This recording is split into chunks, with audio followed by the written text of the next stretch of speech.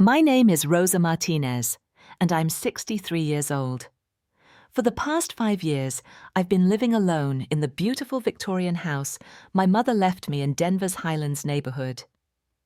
When my daughter Emma brought home her new boyfriend Marcus, I thought my prayers had been answered. Here was a successful real estate agent who seemed to adore my 28-year-old daughter, but something in his eyes when he looked at my 3-story home made my skin crawl. Before I tell you this story, let me know where you're watching from in the comments below. Please hit that like button and subscribe, because what happened next will show you why a mother's instinct is never wrong. Now, let me take you back to where it all began.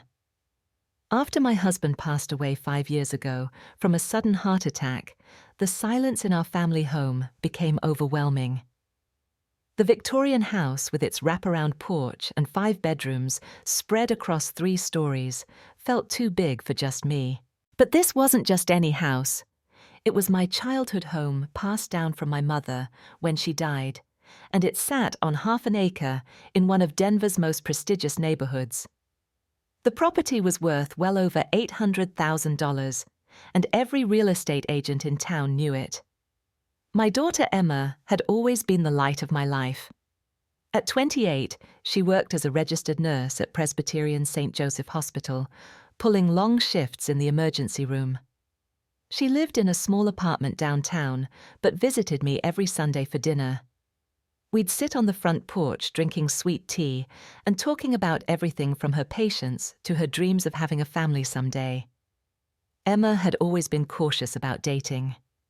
After a few bad relationships in her early 20s, she focused entirely on her career. So when she called me one Tuesday evening in March, excitement bubbling in her voice, I knew something special had happened. "Mom, I met someone," she said, and I could practically hear her smiling through the phone. "His name is Marcus Thompson, and he's wonderful. He's a real estate agent, 32 years old, and he treats me like a queen." They'd met at a coffee shop near the hospital where Emma grabbed her morning caffeine before her shifts. Marcus had been there with a client, and when Emma accidentally bumped into him while rushing to work, he'd been nothing but gracious. He even bought her a new coffee to replace the one she'd spilled. "I'd love for you to meet him, Mum," Emma continued. "Maybe this Sunday I could bring him to dinner." My heart swelled with happiness.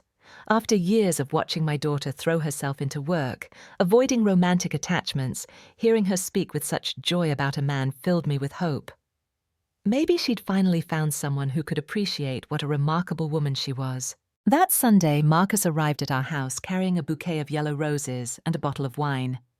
He was handsome, I'll give him that. Tall, with dark hair neatly styled, wearing a crisp button-down shirt and expensive-looking shoes. His smile was confident, and he shook my hand with a firm grip. "Mrs. Martinez, it's such a pleasure to meet you," he said smoothly. "Emma talks about you constantly, and this house, wow, it's absolutely stunning." As we walked through the front door, I watched his eyes sweep across the hardwood floors, the original crown molding the grand staircase that curved up to the second floor. Being a real estate agent, I supposed it was natural for him to notice these details. But something about the way he lingered, the way his gaze calculated and assessed, made me slightly uncomfortable. During dinner, Marcus was charming and attentive. He asked about my late husband, about the history of the house, about the neighborhood. He complimented my cooking and made Emma laugh in ways I hadn't heard in years. By the end of the evening, watching my daughter's face glow with happiness, I pushed aside my minor concerns and decided I was just being an overprotective mother. Over the next few weeks, Marcus became a regular presence in our lives. He'd pick Emma up for dates, always stopping inside to chat with me for a few minutes. These conversations I began to notice frequently steered toward topics I found peculiar for casual small talk. "Mrs. Martinez, have you ever considered downsizing?" he asked one evening while waiting for Emma to finish getting ready. "This house is so large for one person. The maintenance costs alone must be substantial." I bristled slightly at the suggestion. "I've lived here for most of my life, Marcus. It's not just a house to me, it's my home." Of course," he said quickly, raising his hands apologetically. "I didn't mean to overstep. It's just that in my line of work, I see a lot of older homeowners struggling with properties that have become too much to handle. But clearly you're managing beautifully." Another time he mentioned Emma's future with casual calculation that made my stomach turn. "Emma's such a hard worker," he said, leaning against the kitchen counter while I prepared coffee. "She deserves security, you know, the kind that comes with owning property instead of throwing money away on rent." When I mentioned that Emma would inherit the house someday, Marcus's eyes lit up with an intensity that lasted just a moment too long. "She's incredibly fortunate," he said. "Family wealth like this passed down through generations, it's becoming rare these days." The comment stuck with me, rolling around in my mind during the quiet evening hours when I sat alone in the living room. Something about the way he'd said family wealth felt calculating, as if he were already counting money that didn't belong to him. My unease deepened when I caught him taking pictures. It happened on a Thursday evening when Emma was running late from work. Marcus had arrived early, and I'd invited him in to wait. I was in the kitchen preparing iced tea when I heard the soft click of a camera phone. Peering around the corner, I saw him photographing the living room, particularly focused on the original built-in bookcases and the ornate fireplace mantel. "The lighting in here is incredible," he said when he noticed me watching. I was just showing my colleagues some examples of period architecture. "You don't mind, do you?" I forced a smile. "Not at all." But my mind was racing. Why would a real estate agent need photos of my living room to show a colleague? And why hadn't he asked permission first? The next day, while working in my garden, my neighbour, Mrs. Patterson, called me over to the fence that separated our properties. She was a retired school teacher in her 70s with sharp eyes and an excellent memory for faces. "Rosa, dear," she said, glancing around to make sure we weren't overheard. "I hope you don't mind me asking, but that young man who's been visiting you, the one with the dark hair, has he been asking you about selling your house?" My heart skipped. "Why do you ask?" "Well, he approached me yesterday while I was getting my mail. Started asking all sorts of questions about property values in the neighborhood, how long houses typically stay on the market, whether I'd noticed any for sale signs going up lately. It struck me as odd behavior for someone who's supposedly just dating your daughter." That evening, when Emma arrived for our usual Sunday dinner, I decided to address my concerns directly. Marcus was working, she explained, meeting with potential buyers for a property in Lakewood. "Emma, honey, I need to ask you something, and I hope you'll be honest with me." She looked up from her plate of chicken enchiladas, her expression curious but open. "Of course, Mom. What is it? Has Marcus ever mentioned anything about this house, about its value, or about what might happen to it in the future?" Emma's fork paused halfway to her mouth. "What do you mean? I mean, has he asked about your inheritance? About whether you'll inherit this property someday?" A flush crept up Emma's neck. "Mom, what are you trying to say?" "I'm trying to say that some of his questions and comments have made me uncomfortable. It feels like he's more interested in this house than I'd expect from someone who's supposed to be focused on you." Emma set down her fork with more force than necessary. "I can't believe you're saying this. Marcus loves me, Mom. He's not some gold digger scheming to steal your house." "I'm not saying he's a gold digger, sweetheart. I'm just asking you to be careful, to pay attention to his motivations." "His motivation is building a life with me," Emma snapped. "Something you should be happy about instead of looking for problems where none exist." The conversation ended with Emma leaving earlier than usual, hurt and angry. As I watched her car disappear down the street, I felt a familiar ache in my chest, the same protective instinct that had guided me through her childhood, scraped knees and teenage heartbreaks. But this time, the danger I sensed felt much more serious, and I was running out of ways to make her see it. The growing tension between Emma and me over Marcus reached a breaking point in June. Despite my attempts to voice my concerns delicately, Emma had begun to pull away, visiting less frequently, and keeping our conversations surface level. It was clear that Marcus had become her priority, and any criticism of him was unwelcome. Unable to shake my unease, I made a decision that would either vindicate my instincts or prove me wrong. I hired a private investigator named David Chen, a former police detective who specialized in background checks and domestic investigations. I found his name through a friend whose sister had used his services during a messy divorce. I need to know everything about Marcus Thompson. I told David during our meeting at a small cafe in downtown Denver. His financial situation, his dating history, his business practices, everything. David was professional and thorough. Within 2 weeks, he presented me with a file that made my blood run cold. Marcus Thompson had been married twice before. His first wife, Jennifer, had owned a house in Aurora that she'd inherited from her grandparents. 6 months after their wedding, she'd signed the property over to Marcus for what the paperwork claimed were tax purposes. The marriage ended 8 months later, and Jennifer walked away with nothing, unable to afford a legal fight against Marcus's expensive attorneys. His second wife, Patricia, had owned a profitable bakery in Boulder, along with the building it occupied. Again, within months of marriage, Marcus had convinced her to put his name on all the business assets. When their relationship soured, he'd forced the sale of the bakery and kept the majority of the proceeds, claiming Patricia owed him for business loans that couldn't be documented. Both women had tried to pursue legal action, but Marcus had covered his tracks well, using legitimate-sounding financial arrangements that became impossible to untangle after the fact. The file also revealed that Marcus was drowning in debt. He'd made several bad real estate investments, had 2 credit cards in collections, and was facing foreclosure on his own condo. He needed money desperately and soon. Armed with this information, I confronted Emma one final time.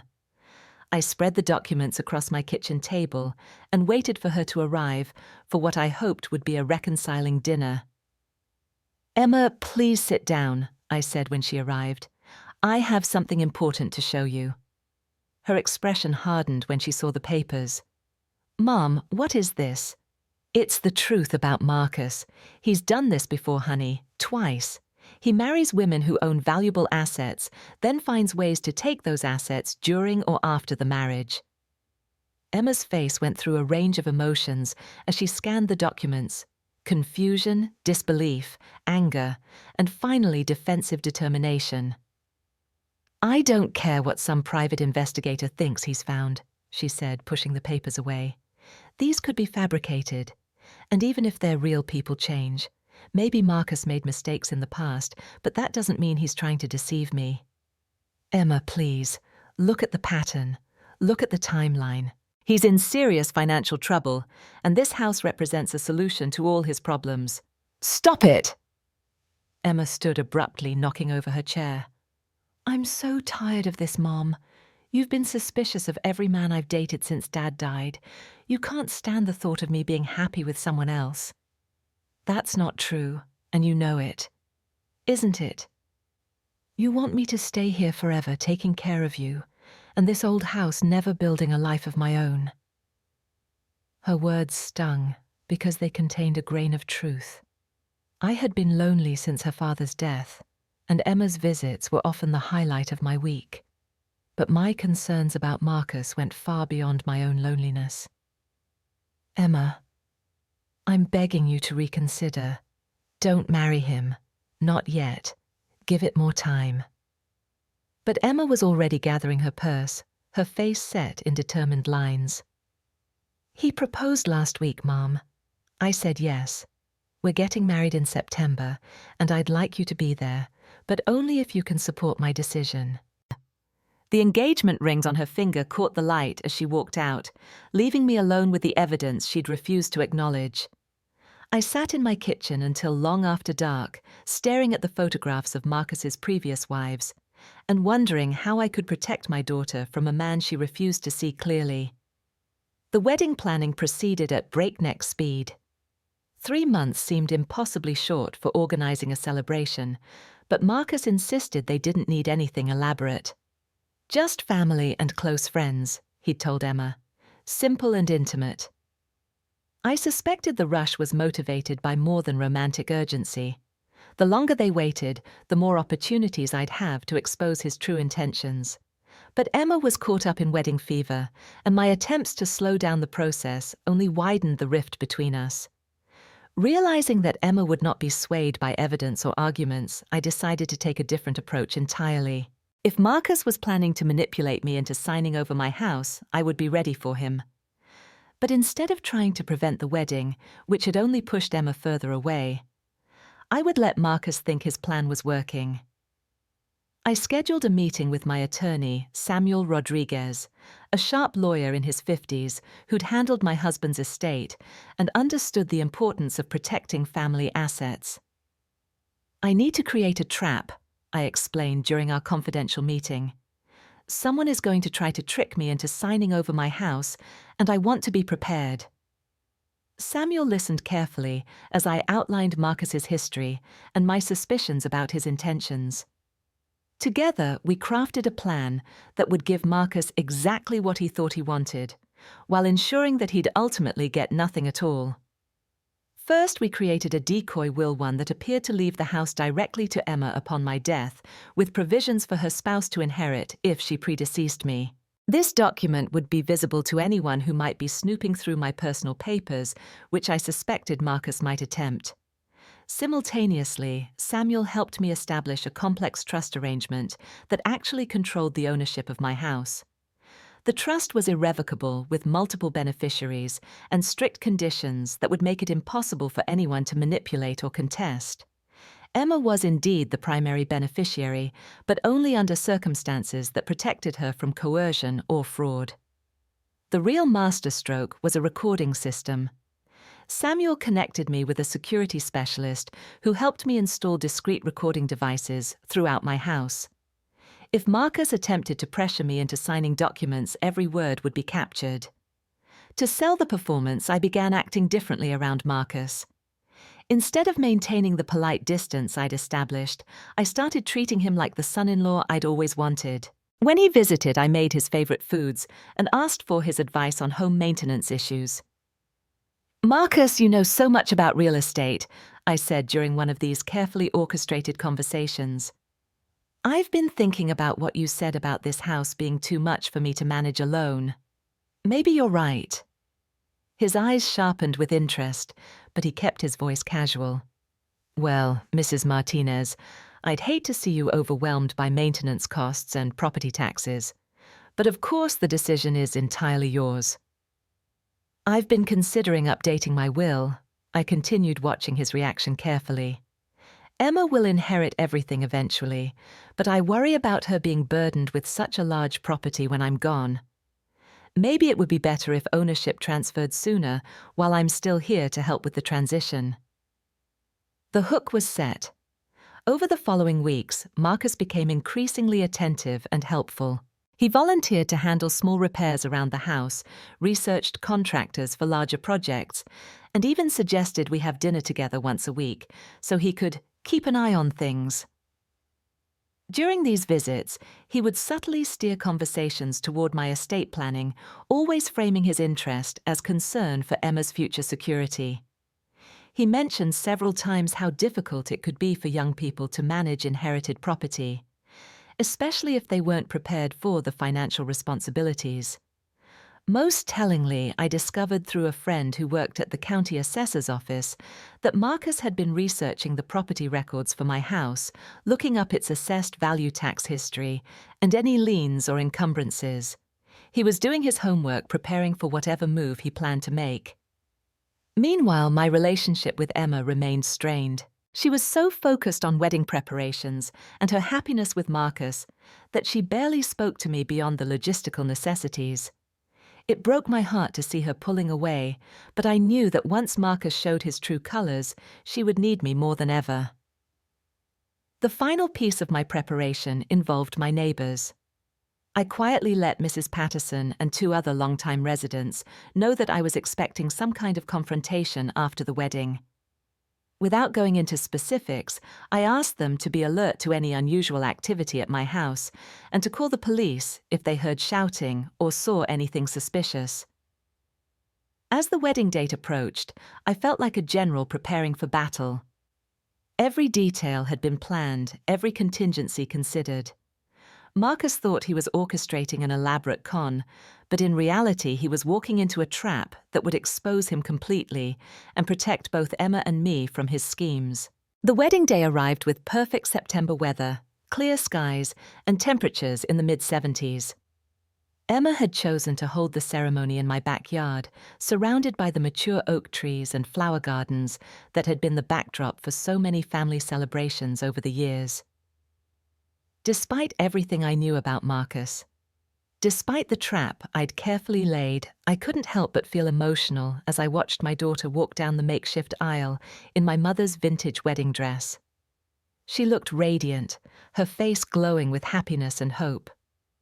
For a moment, I allowed myself to wonder if I'd been wrong about everything, if Marcus really did love her, and my suspicions had been the paranoid fantasies of an overprotective mother. The ceremony was small and intimate, just 25 guests, including Emma's closest friends from the hospital. A few relatives and neighbors who'd watched her grow up.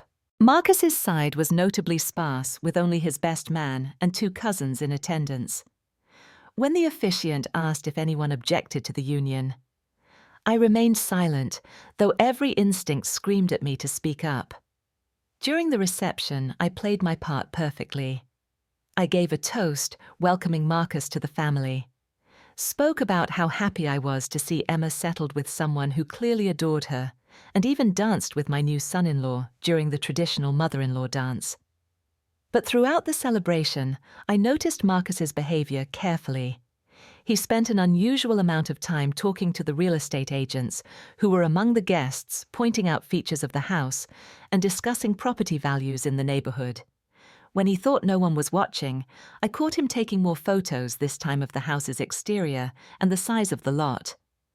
Most disturbing was a conversation I overheard between Marcus and his best man, a fellow real estate agent named Tyler. They were standing near the garden shed, slightly away from the other guests, when Tyler asked how Marcus was planning to handle the situation with the mother-in-law. "It's all worked out," Marcus replied confidently. "She's already talking about updating her will and transferring ownership early. Emma doesn't know it yet, but we'll be sitting pretty within a month." "What if the old lady changes her mind?" Tyler asked. Marcus's laugh was cold. "She won't. I've got her convinced that I'm the caring son-in-law who's going to take such good care of Emma and the family property. Besides, once Emma's legally my wife, I'll have more leverage." The conversation confirmed everything I'd suspected, and more. Marcus wasn't just planning to inherit my house eventually. He was planning to manipulate me into signing it over immediately after the wedding, while Emma was still caught up in newlywed bliss and unlikely to question his motives. As the evening wound down and guests began to leave, Marcus pulled me aside for what appeared to be a touching moment between new family members. "Mrs. Martinez Rosa, I can't thank you enough for welcoming me into your family and for hosting such a beautiful wedding in your gorgeous home." "Of course, Marcus. Emma's happiness is everything to me. I hope you know that I'll take excellent care of her. And I want you to know that I'm here for you too. Whatever you need, whether it's help with the house or financial planning or anything else, I'm your son-in-law now. We're family." His words were perfectly chosen, designed to reinforce the image of a devoted family man while setting up his upcoming request. I smiled and hugged him, all while the recording device in my jacket pocket captured every word. The trap was set. Marcus had publicly committed to being a caring son-in-law, and tomorrow I was certain he would arrive to collect on what he thought was a promised payoff. I barely slept that night, my mind racing through all the possible scenarios for the confrontation I knew was coming. Emma and Marcus had left for a brief honeymoon in Aspen, just 3 days at a mountain resort. It was a surprisingly modest trip for someone who claimed to be financially successful, but it served Marcus's purposes perfectly. He wanted Emma away while he handled what he probably thought would be a simple transaction. Sure enough, at 10:30 the next morning, I heard cars pulling into my driveway. Through the front window, I watched Marcus get out of his BMW, followed by a woman I didn't recognize carrying a leather briefcase. She was middle-aged, professionally dressed, with the efficient demeanor of someone accustomed to handling legal documents. I took a deep breath, activated the recording system Samuel had installed, and answered the door with my most welcoming smile. Marcus. What a lovely surprise. I wasn't expecting you and Emma back until Thursday. Actually, Emma's still in Aspen, Marcus said smoothly. She wanted to enjoy the spa for another day, but I thought this would be a perfect opportunity for us to take care of that matter we discussed about transferring the house. My heart was pounding, but I kept my expression pleasant and confused. I'm sorry, dear, but I'm not sure what you mean.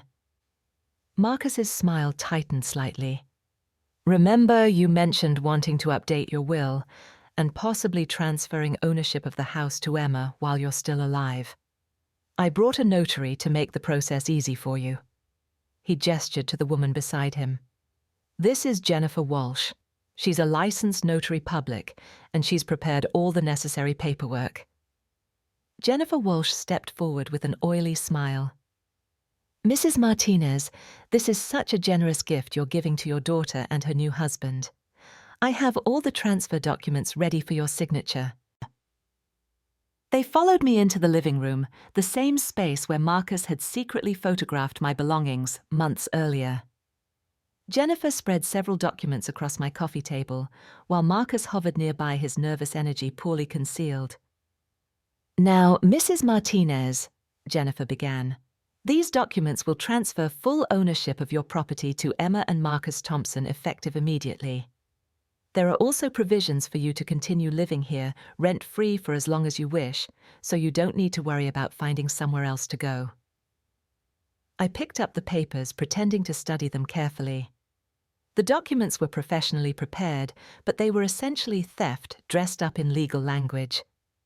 If I signed, I would have no legal claim to my own home, and the rent-free provision could be revoked at any time. This seems very complicated, I said slowly.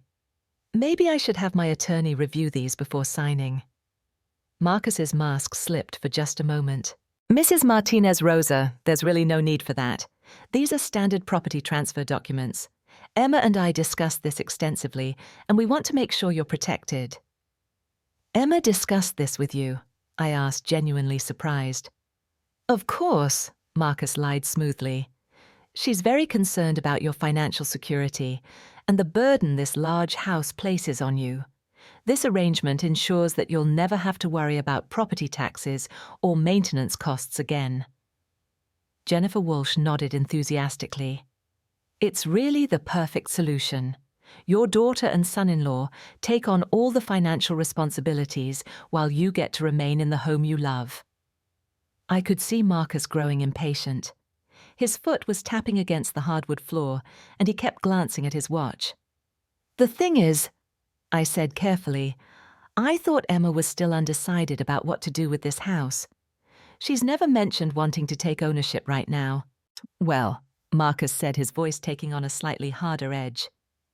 Emma and I are married now. We make decisions together, and this decision makes the most sense for everyone involved. I see. I set the papers down and looked directly at Marcus. And what happens if I decide not to sign these documents today? The question hung in the air like a challenge. Marcus's pleasant facade cracked further, revealing glimpses of the calculating man beneath. Mrs. Martinez, I hope you're not having second thoughts about providing security for your daughter's future. Emma was so excited about this arrangement. She'd be terribly disappointed if you backed out now. It was emotional manipulation, pure and simple. He was trying to make me feel guilty for protecting my own interests, painting any hesitation as a betrayal of my daughter's happiness. I think I'd like to call Emma and discuss this with her directly, I said, reaching for my phone. Marcus's hand shot out to stop me. She's at the spa right now. No phone service in the treatment rooms. Besides, this was meant to be a surprise for her. A wedding gift. Jennifer Walsh had been watching our exchange with growing discomfort. She was clearly realizing that this wasn't the straightforward transaction Marcus had described to her. Perhaps, she said hesitantly, it would be better if we rescheduled this for when your daughter can be present. No, Marcus said sharply, then caught himself and softened his tone. No, that's not necessary. Mrs. Martinez, you've already committed to this. Emma's counting on you. And there it was.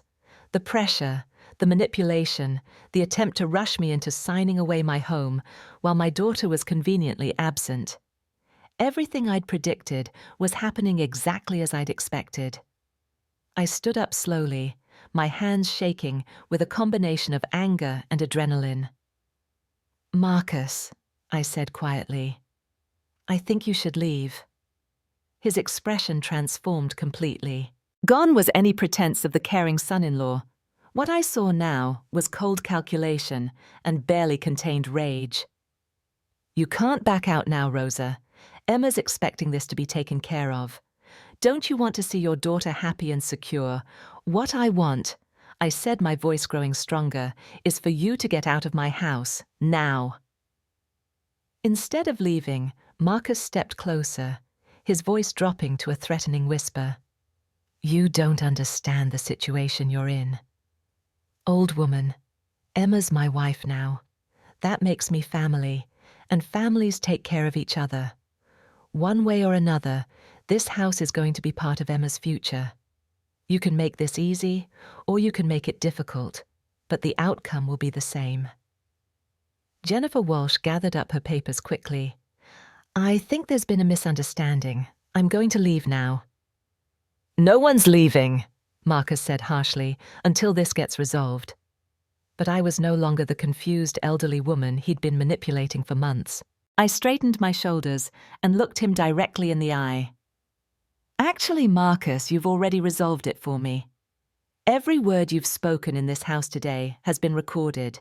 Every threat, every lie, every attempt to defraud me of my property. And in about 2 minutes, when the police arrive, they're going to be very interested in hearing those recordings. The color drained from Marcus's face. You're bluffing. Try me. The next few minutes passed in a whirlwind of activity and revelation. True to my word, the police arrived exactly when I'd expected them. I'd called them before Marcus and Jennifer arrived, explaining that I anticipated an attempt at real estate fraud and requesting an officer be standing by. When Officers Maria Gonzalez and Robert Chen entered my living room, they found Marcus frantically trying to gather the scattered legal documents while Jennifer Walsh stood frozen in the corner, clearly realizing she'd been used as an unwitting accomplice in an attempted crime. Mrs. Martinez, Officer Gonzalez said calmly, you reported an attempted fraud in progress. I handed her the small recording device Samuel had given me. Everything you need is on here. Mr. Thompson attempted to pressure me into signing over my house using forged documents and false claims about my daughter's wishes. As the officers listened to portions of the recording, Marcus's bravado completely evaporated. The evidence was overwhelming his admission that Emma didn't know about the plan, his threats when I resisted, and his attempt to prevent me from contacting my daughter to verify his claims. Jennifer Walsh, it turned out, had been hired through a temp agency and told she was helping with a routine family property transfer. She had no idea she was participating in an attempted fraud and cooperated fully with the police investigation. But the real shock came when Emma burst through the front door, still wearing her vacation clothes and looking completely bewildered. Mom, Marcus! What's going on? Mrs. Patterson called me and said there were police cars in the driveway. The look on Emma's face when she saw Marcus in handcuffs was something I'll never forget. Confusion, disbelief, and the slow, dawning horror of realization. Emma! Marcus called out desperately as Officer Chen led him toward the door. This is all a misunderstanding. Your mother misinterpreted my intentions. But Emma had heard enough of the recorded conversation to understand exactly what had happened. Her new husband of less than 24 hours had attempted to steal her inheritance while she was away on their honeymoon. "You told me you were going back to Denver for work meetings," she said, her voice hollow with shock. "You said you'd meet me back in Aspen tonight." "I was trying to secure our future," Marcus protested. "The house would have been ours eventually anyway." "Our future," Emma's voice rose with each word. "You mean your future. You were going to steal my mother's house without even telling me." As the police vehicle pulled away with Marcus inside, Emma sank into one of my living room chairs and stared at the scattered legal documents that remained on the coffee table. "I'm so sorry, Mom," she whispered. "You tried to tell me, and I wouldn't listen." I sat beside her and took her hands in mine. "You loved him, sweetheart. There's no shame in that. Love makes us vulnerable to people who don't deserve it." Over the next several hours, as we waited for phone calls from lawyers and police detectives, the full scope of Marcus's deception became clear. The private investigator I'd hired provided additional evidence to support the criminal charges. Other victims from Marcus's previous marriages came forward to tell their stories. Emma's marriage to Marcus was annulled within 2 weeks, the legal process expedited by the overwhelming evidence of fraud and deception that had surrounded their relationship from the beginning. She moved back into my house temporarily while she rebuilt her life and her trust in her own judgment. The most difficult part was watching Emma grapple with the realization that someone she'd loved and trusted had viewed her primarily as a path to financial gain. But gradually, with time and support, she began to heal from the betrayal. 6 months later, as I write this story, Emma is thriving again. She's dating someone new, a pediatric nurse named James, who she met through work. He's kind, genuine, and most importantly, he fell in love with Emma before he ever saw our house or learned anything about our family's assets. Marcus was sentenced to 18 months in jail and ordered to pay restitution to all his victims. More importantly, his conviction serves as a warning to other potential predators who might target vulnerable people for their property or assets. The experience taught both Emma and me valuable lessons about trust, family bonds, and the importance of listening to our instincts. I learned that protecting someone you love sometimes means taking actions they might not understand or appreciate in the moment. Emma learned that love without respect and honesty isn't love at all. Our relationship is stronger now than it's ever been. We talk openly about everything, including the red flags we might have missed and the warning signs we'll watch for in the future. Emma still visits for Sunday dinner, but now she brings James sometimes, and our conversations are filled with laughter and genuine affection, instead of the tension and suspicion that marked her relationship with Marcus. I've also become something of a resource for other older homeowners in my neighborhood. Word has spread about what happened with Marcus, and several people have contacted me for advice about protecting themselves from similar scams. I've learned that real estate fraud targeting elderly property owners is more common than most people realize, and I'm grateful that my experience can help others avoid falling victim to the same tactics. The house itself remains in the family, protected by the trust arrangements Samuel helped me establish.